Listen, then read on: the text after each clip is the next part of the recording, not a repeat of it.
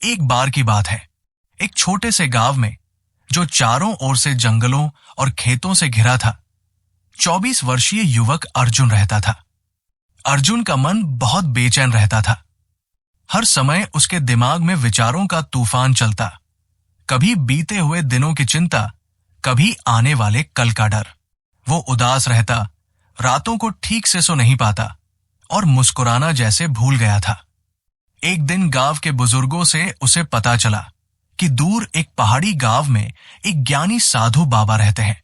लोग कहते थे कि वे पहले शहर में मनोविज्ञान के विद्वान थे, लेकिन अब उन्होंने सब कुछ छोड़कर प्रकृति के बीच शांति से जीवन बिताना शुरू कर दिया था।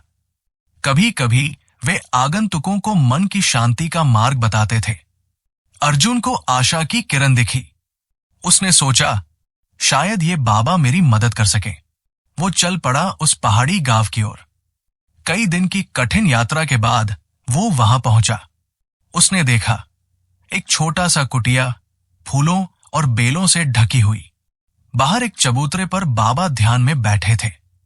अर्जुन ने धीरे से कहा, बाबा, मेरा मन बहुत अशांत है। मैं शांति चाहता हूं। क्या आप मेरी मदद करेंगे? बाबा ने आंखें खोली, मुस्कुराए और बोले, अगर तुम सच में शांति चाहते हो तो एक छोटा सा काम करो। उन्होंने एक दीपक लिया, उसमें तेल भरा और बाती जलाकर अर्जुन को दिया। इस जलते दीपक को लेकर गांव के मंदिर तक जाओ और वापस आओ, लेकिन ध्यान रहे, दीपक बुझना नहीं चाहिए। अर्जुन ने दीपक को हाथ में लिया और चल पड़ा। रास्ता उबड़ खाबड़ था। लोग बातें कर रहे थे, बच्चे खेल रहे थे, हवा चल रही थी, लेकिन अर्जुन की नजर सिर्फ दीपक की लौ पर थी। वो धीरे धीरे, बहुत सावधानी से चला। अंत में वह दीपक को जलता हुआ वापस ले आया।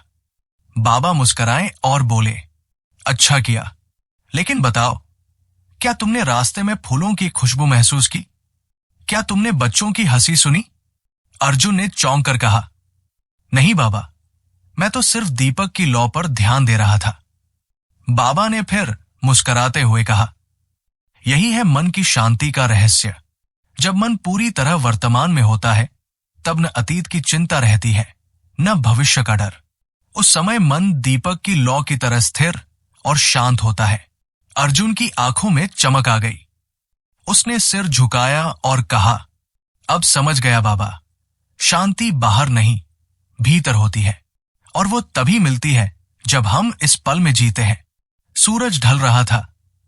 पक्षी अपने घोंसलों की ओर लौट रहे थे। अर्जुन भी अपने गांव की ओर चल पड़ा, लेकिन अब वो वही बेचैन युवक नहीं था। अब उसके भीतर शांति थी।